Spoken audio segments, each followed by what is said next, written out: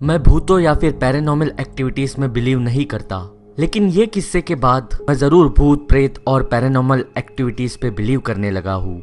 ये कहानी 1 साल पहले की है, जब मैं और मेरा कजिन ब्रदर हमने डिसाइड किया हम एक घर में एक साथ रहने लगेंगे। हम दोनों भी बस 18 साल के थे। मैं और मेरा कजिन बहुत ही ज्यादा एक्साइटेड थे एक घर में रहने के लिए independently. We thought it would be a good fun.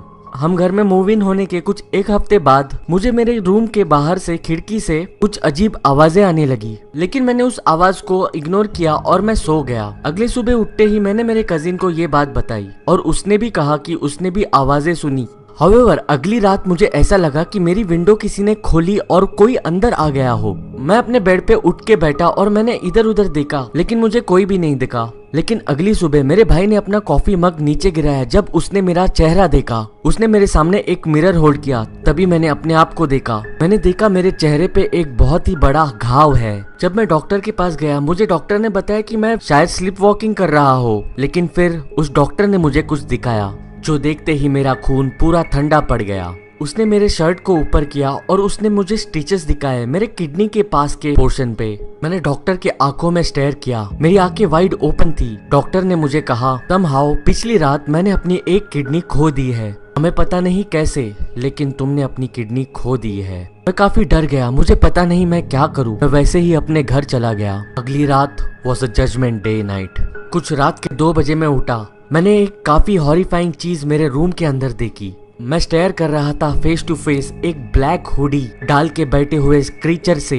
Creature का एक डार्क ब्लू मास्क था और वो मुझे ही स्टेयर कर रहा था। जो चीज मुझे सबसे ज्यादा डरावनी लगी कि उसकी आंखें ही नहीं थी, उसके बस ब्लैक एम्प्टी सॉकेट्स थे। उस क्रीचर के ब्लैक सॉकेट्स के अंदर से कुछ ब्लैक सब्सटेंस बाहर आ रहा था। पता नहीं क्यों मेरे बाजू में पड़े हुए कैमरा को मैंने ग्रैब किया और उस क्रीचर की तस्वीर ली। जैसे ही मैंने तस्वीर ली, वो क्रीचर मेरे पास आया और मुझे ग्रैब करने लगा। मैंने उस क्रीचर के फेस पे एक लात मारते हुए उसे स्टॉप किया। मैं अपने रूम के बाहर भागते हुए निकला। मैंने भागते हुए मेरा वॉलेट भी लिया। मुझे ऐसे लगा कि मुझे पैसों की जरूरत पड़ेगी। मैं भागते हुए सीधे घर से बाहर निकला। मैं इवेंचुअली भागते हुए घर के पास के जंगल में चला गया और उस जंगल में मैं एक पत्थर से टकराया और नीचे गिर गया। मैं वहाँ पे अनकॉन्शियस हुआ और मैं जब उठा तब मैं एक हॉस्पिटल में था। जिस डॉक्टर ने मुझे पिछली रात ट्रीट किया था, वही डॉक्टर रूम के अंदर आया। डॉक्टर ने मुझे कहा कि उनके पास मुझे देने के लिए एक बैड न्यूज और एक गुड न्यूज है। गुड न्यूज ये है कि मुझे माइनर इंजरीज ही हुई है और मैं जल्द से जल्द ठीक हो जाऊंगा, और बैड न्यूज ये है कि तुम्हारे भाई को किसी ने मार दिया है। मेरे पेरेंट्स मुझे उस घर पे लेके गए। जो कोई भी मेरी चीजें वहाँ पे हो वो मैं वापस लूं,